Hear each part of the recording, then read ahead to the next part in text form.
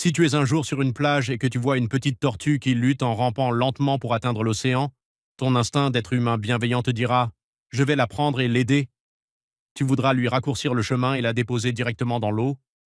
Mais ce que tu ne sais pas, c'est que ce geste plein de tendresse est en réalité une condamnation à mort. À cet instant, tu n'as pas fait le bien. Tu as détruit toute une lignée et effacé une carte vieille de millions d'années. Pourquoi?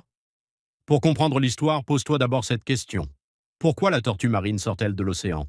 Pourquoi parcourt-elle une distance sur le sable pour enterrer ses œufs avant de retourner à la mer? La réponse est étonnante. La tortue marine est un reptile qui respire avec des poumons, comme nous. Ses œufs ont besoin d'air pour que l'embryon puisse respirer à l'intérieur.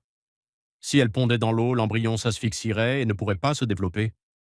C'est pour cela que la mère prend le risque de sortir sur la terre ferme et de pondre ses œufs loin de l'eau. Elle les enterre dans le sable, dans un endroit chaud et stable, comme une incubatrice naturelle. Quand les petits éclosent, commence alors la course la plus dangereuse de leur vie. La distance entre le nid et l'océan peut atteindre 50 mètres. Mais pour une petite tortue lente, c'est un voyage rempli de dangers, c'est un véritable chemin de mort.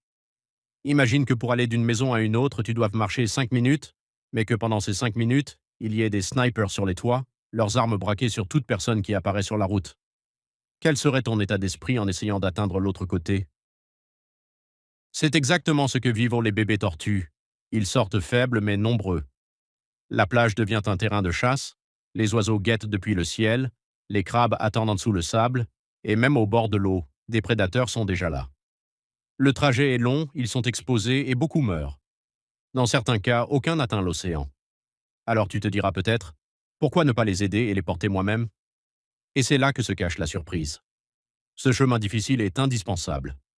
Le secret de cette longue marche sur le sable n'est pas simplement le déplacement, c'est un processus de téléchargement de données extrêmement complexe. Quand la petite tortue frotte son ventre contre le sable, son cerveau entre dans un état de concentration maximale.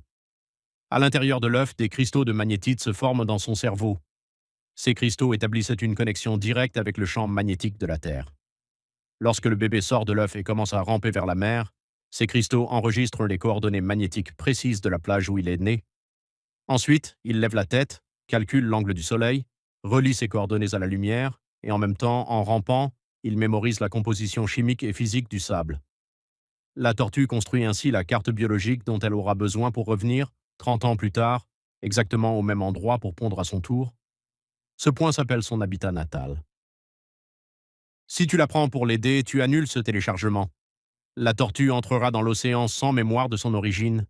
Elle ne saura jamais d'où elle vient et la lignée s'arrêtera là. Ce n'est pas tout. Le frottement intense avec le sable est aussi essentiel pour son corps. C'est la première et la seule fois que cela se produit.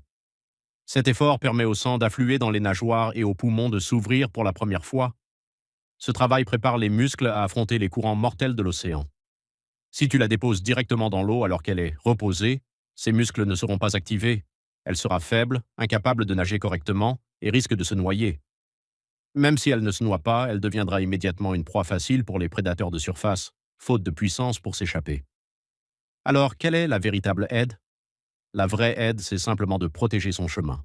Surveiller les voitures, empêcher les gens de marcher dessus, ne pas allumer de téléphone ni de lumière forte, car la lumière artificielle les désoriente et perturbe leur navigation basée sur le champ magnétique terrestre. Le chemin de la tortue marine paraît cruel, un chemin de mort, mais c'est en réalité le chemin de la survie. Cette vidéo est réelle. Elle montre l'histoire d'un succès. Imagine que cette petite tortue soit la seule, parmi des dizaines, à n'avoir qu'un rêve simple et minuscule, atteindre l'autre rive.